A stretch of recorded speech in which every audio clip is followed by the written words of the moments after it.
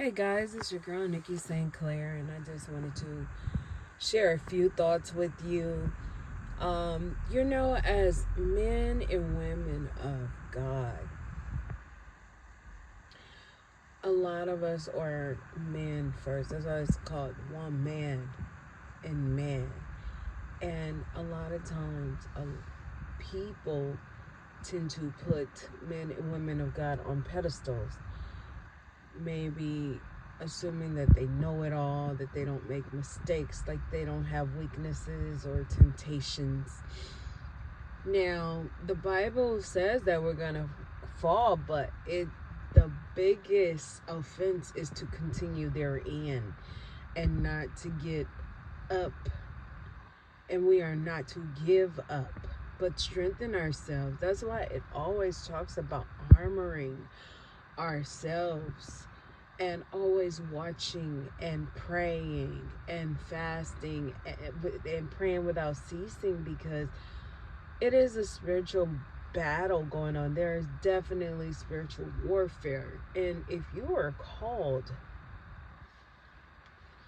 and chosen, and you know you are, God is calling you to a higher place and to a different lifestyle. You can't listen to the things that you used to listen to. You can't look at the things that you used to look at. I know for a long time I would look at a lot of low vibrational reality TV. And one day I took a break from it for a while, and then when I went back, it just was not fulfilling. Now, when I took a break from things, I began to, study abroad and pray more and listen to podcasts that would help me to grow spiritually and mentally, strengthen me. And once I took that break and tried to go back and pick up on old habits, it just was not fulfilling anymore. It didn't do it for me. It was like nails on a chalkboard. It was the same thing. It was the same fashions, the same makeup, the same hairdos, the same disagreements, fights, violence, just everything that does not stand for God or Christ. And if anything, it began to vex me. When you ask God to create in you a clean heart and renew a right spirit within you, and you take a break from things, I'm telling you guys, when you try to go back, it's just not going to, you're not going to be able to operate the same. You're not going to be able to operate in low vibrational activity or be amongst low vibrational environment. I work with an employee, and she says, girl, you don't really come out no more. No, I don't. I don't go to the day parties. I don't go to, this place, that place, this lounge. This hookah lounge. I don't do all of that. Because at the end of the day, I'm going to be honest with you. I'm not to come across as judgmental or anything, but it just feels like disgust to me. Like, part of me is disgusted. Everybody knows everybody. Everyone has had everybody. You can see who got fat, who got old, who's going bald, who's not taking care of themselves. The different odors, even the different odors and body odors bother me. Who hygiene ain't on point. It's just like, even my mouth is watering like, right now. It is just a grand turn off. And then let's not even get on the fact that you gotta get dressed to get there. So I gotta wear something, preferably something I've never worn before and haven't been photographed in. whether it's new or it's just something that I never picked out of my closet. Then after that, you got to get your hair done or do your hair, do your makeup, get in the car. Are you going to Uber or are you going to drive there? Either or is going to cost you gas or a fare. If you're going to drive there, you got to pay for valet or pay to park. You got to pay to get in. You got to pay for your drink. And you just kind of walk around. You watch people.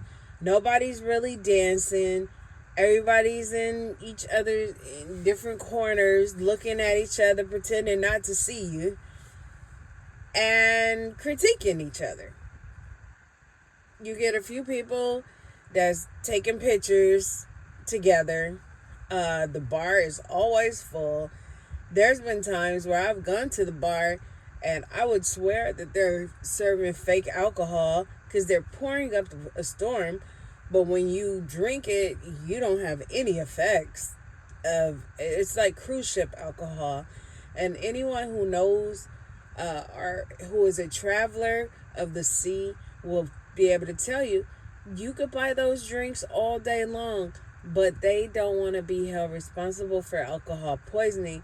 So what I believe is that they have some type of generic alcohol that doesn't really get you drunk, because imagine you're on the sea and you're drunk and everybody has a hangover.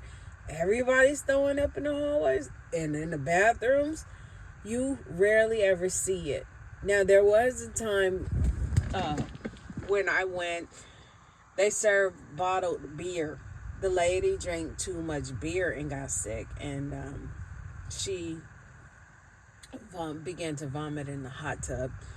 But other than that, all of those Bahama Mamas and all of that stuff is like not, it's kind of like generic alcohol. And I believe, it is to my belief, that a lot of these day parties, a lot of these clubs are serving up the same type of alcohol. So you're paying overpriced, paying for overpriced drinks that are potentially fake. And before you know it, you've spent about $150. And that's not even including preparation to get there, as far as getting your hair done, getting your makeup done if you don't do it yourself, feet, nails, outfit. That ain't even including that. That's just driving there, paying for parking. Valet is usually $10 to $15 to $20. Getting in, they usually want like $25, $30, and then your drinks are gonna be like $18 plus tax and tip. And then sometimes you just can't have a one drink, because you're gonna look awkward walking around with nothing in your hand. The drinks are full of ice. And it's just a hustle and bustle. Everybody's moving. Everybody's rubbing up against each other. You get the point. So when I took a break from the lifestyle of going out, and I gathered myself and I gathered peace, and I began to pay my bills, repair my credit, clean my house, have my house painted, have the carpets shampooed, flip my mattresses, do deep cleaning, listen to soothing music, old school music even. I began to look at, Korean dramas on Netflix and actual movies that make you think. And just running errands and doing what I need to do and praying and having more of a prayer life and reading the word and listening to Psalms 91 every day. And just going through spiritual going through my whole spiritual journey, when I got back, it just wasn't the same, y'all. And I'll never forget my brother's best friend went away to college. He went away to UC Davis. And he began to surround himself with like-minded people that were educated, that had a goal to graduate college. And sure, they had fun. He got to experience different cultures, different foods, different environments.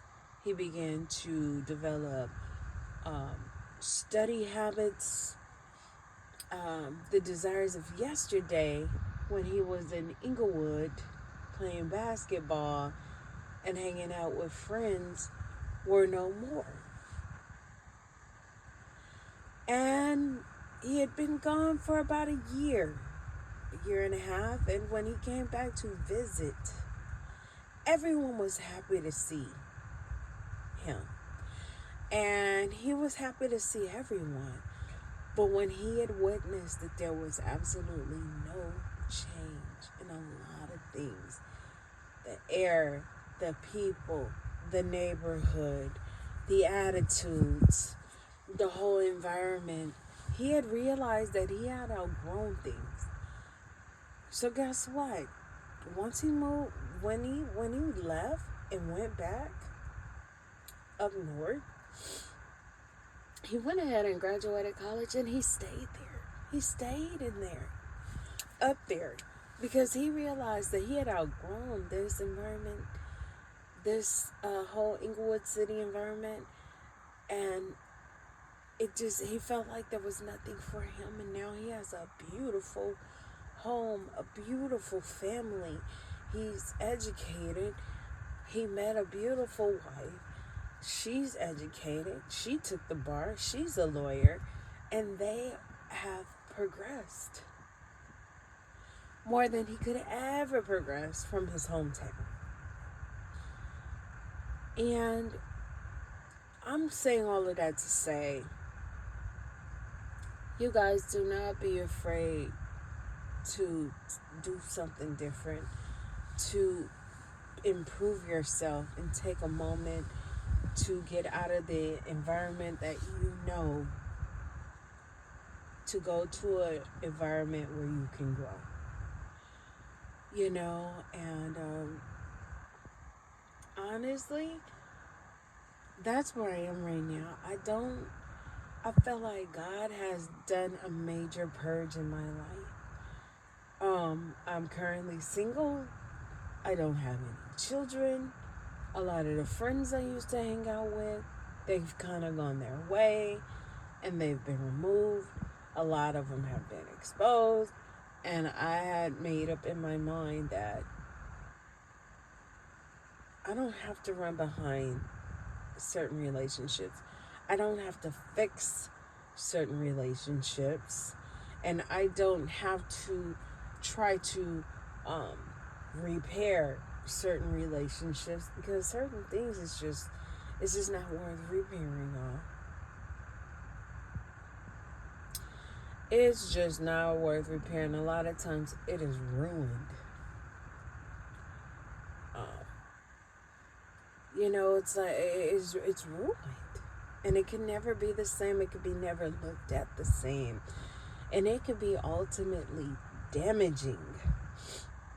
A lot of these toxic relationships that we grew up in. A lot of us are old school and taught you need to have your friends back, have your man's back, have your family's back no matter what. If your man beat you upside the head, you need to allow him to leave and cool off, and you take a moment and you get your thoughts back in order and get them together, and in about a week or two he can come back home. And that was like the old school way. God only knows what he did after he left now. And eventually it will be a toxic cycle. We were just taught you don't call the police on your man. And because of that unspoken rule, and some of it spoken, a lot of us, this generation is a product of yesterday's generation. A lot of us are damaged. A lot of us are untrusting. A lot of us have decided, no, I'm a woman, but I never want a man again. I don't want no man in my life because my uncle touched me, my daddy wasn't there, and my stepfather beat my mom. So I don't really want nothing to do with a man. How about I just want to become a man, the man that the world needs? Or you have a lot of people who are hurting on the inside and they're damaged to a point where they just want to damage other people because they feel like they are irreparable. It is dangerous out here. You have people with really bad intentions. They move on based on malice. They don't want to see you prosper. They don't want to see you grow. And it is good to take a step back, gather your peace, your mind, get you some fresh air, and figure out a plan of something else that you want to do. When you look around and you say, this ain't it. This ain't it. And you know what's crazy is I used to be so materialistic, y'all. I used to care about what people thought all the time. And now I'm doing groundwork. You know, I'm laying foundation. And I already know on the outside, it ain't really what it looked like. You see, right now, I'm not wearing any makeup. My hair is in locks. Not natural locks. I got them done. But my hair is in a protective style to grow. I'm usually wearing jersey knit dresses, and very comfortable shoes. When I come out, I'm presentable, I'm clean, I smell great, but I'm not the person of yesterday. The person of yesterday, the Nikki of yesterday, oh, I have to have my makeup done, and I have to, wear these heels and put this all together and act like I have it all together, even though I don't, because I might see someone that knows me. I might, I've just felt like I was just some type of hood celebrity or something like that. Now, some people might say, dang, I don't know, she's different. Her spirit is different. She's gone down. I don't know. They might say she ain't what she used to be. I don't know what's going on with her. But guess what? It ain't everybody's business to know what's going on with you. This journey that I'm on, I promise you, you have to know that you know that you know that groundwork is being laid. And that you are developing someone who is going to be stronger, more prosperous, speak words of wisdom, speak life, speak growth into someone else who is into this dying world even. You have to be able to hear the Spirit of God and allow Him to do His work in you. And I promise you guys, I used to just panic and say, I don't want to go on this. I don't want to go on this journey because who am I going to love? And who going to love me? And I don't want to be alone. And it looks weird to not be with a pair of pants. And I'm getting older and my looks are going to fade. And excuse me. Everybody's going to look at me. Guess what? they still looking at you. They're looking at you and saying, damn, she doing the same shit. She working the same job. She's, she thinks she all that. She cool. It ain't really nothing much to her. They're gonna judge you anyway, either way you go. Anyway you go, they're gonna look at you. They're gonna look at your page. If you have a social media, they're gonna be like, I don't like that hair. Oh, she done gained a little weight. Oh, she going out again. She eating again. They're always judging you, no matter what. So you might as well better yourself and fortify yourself so that you could be used as a vessel for God and to breathe life into this dying world. You might as well just surrender to Christ and allow Him to use you for a greater good. Because the lifestyle of yesterday will have you in a hamster wheel.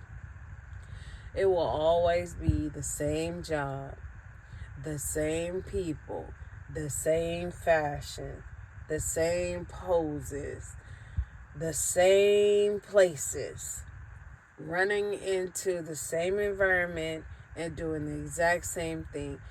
And I'm letting you know right now, there's a video that surfaced where the man had gotten out of prison. I think he had either been gone for 9 years or 15 years. I want to say it was 9.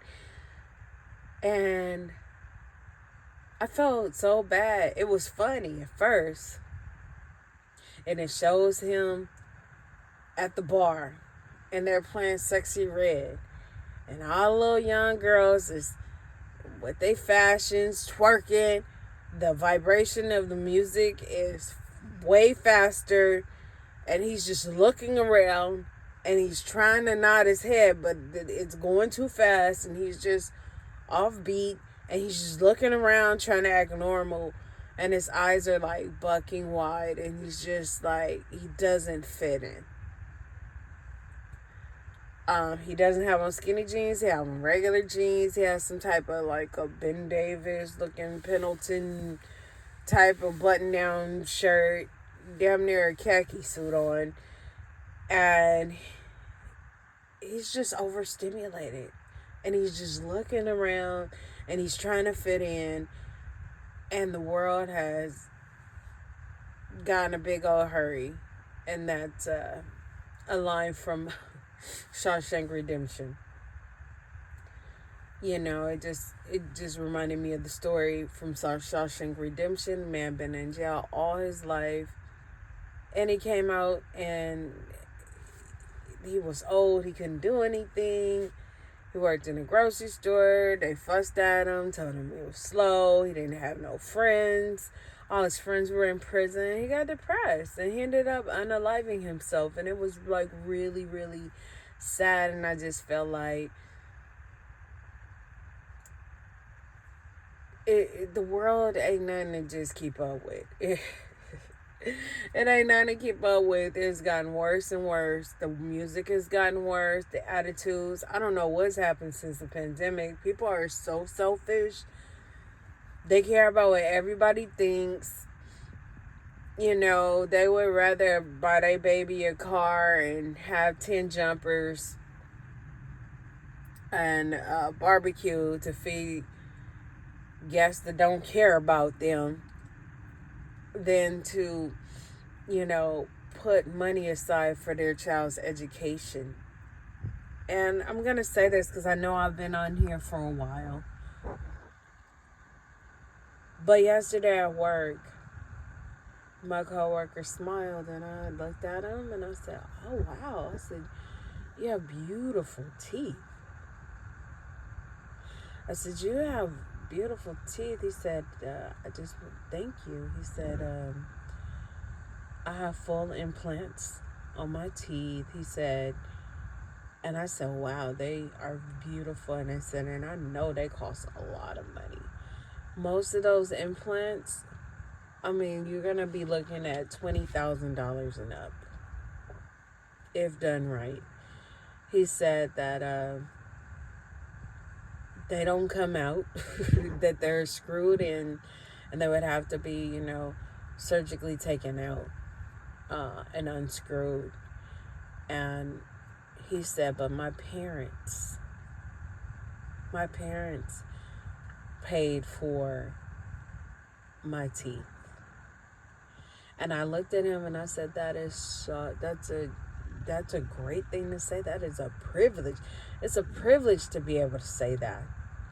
Number one, you have both parents that are together and you're damn near 40.